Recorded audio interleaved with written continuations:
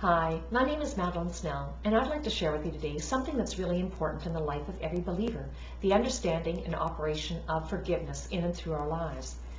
We read in Matthew chapter 6, verses 14, "If you forgive others the wrongs they have done you, your Father in heaven will also forgive you. But if you do not forgive others, then your Father will not forgive the wrongs you have done." It's rather a stern warning, and for us to really take seriously our necessity to forgive those that have hurt us. Forgiveness can be a little of a minefield though with us, isn't it? Sometimes our emotions can be so caught up in the moment that it's really hard for us to let go and forgive because we feel like maybe by forgiving that we're letting them get away with something. But the reality of it is you can't rely on your emotions and how you feel about forgiveness, because if you're looking for your emotions to come in alignment with forgiveness, you may never forgive people.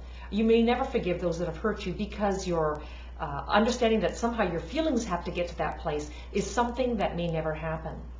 If someone has really hurt you or circumstances have come into your life that are really, really hard to overcome, your emotions sometimes can be so tied up in it, you can rehash it, you can go through all the motions that you may never get to a place where you feel like today's the day I'm going to forgive this person for what they've done. And sometimes that can be because we have a wrong understanding of what forgiveness really is. You see, forgiveness is not it's not making it okay. It doesn't mean what they've done to you has no consequence, or that suddenly you're going to have this person over for tea and pretend like it didn't happen. There are consequences that can come into a relationship as a result of something that is necessary to forgive. Perhaps if someone's violated your trust, it's going to take you a while to work that relationship around to get into a place of being able to trust them again. But forgiveness really is the first step.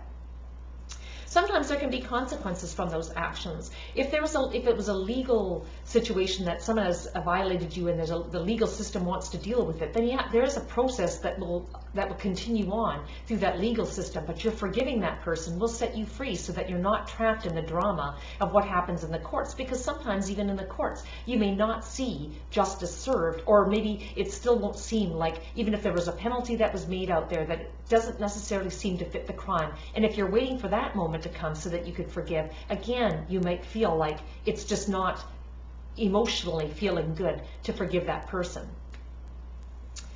And also, it's not necessarily with forgiveness where you have to go to that person and have this confrontation with them to tell them that you've chosen to forgive. Sometimes the forgiveness can be between you and God.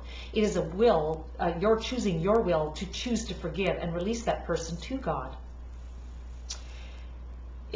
By forgiving, we actually become free of all bitterness and offense that would come into the situation if we allow unforgiveness to find a place in our life.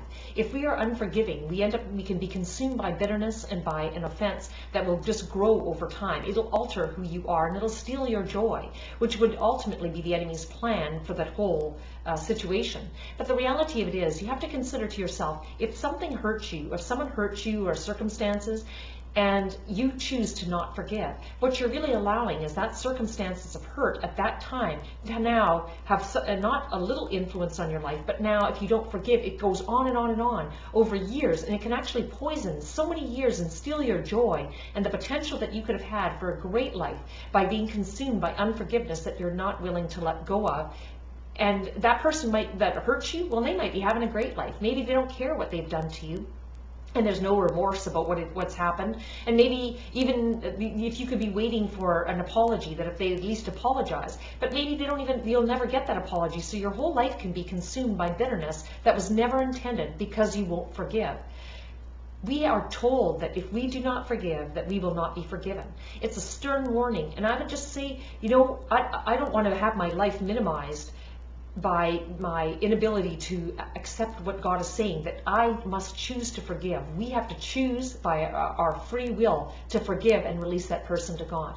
God is able to bring about ultimate justice, and He's able to bring the healing that needs to happen in every person to be able to get past that situation.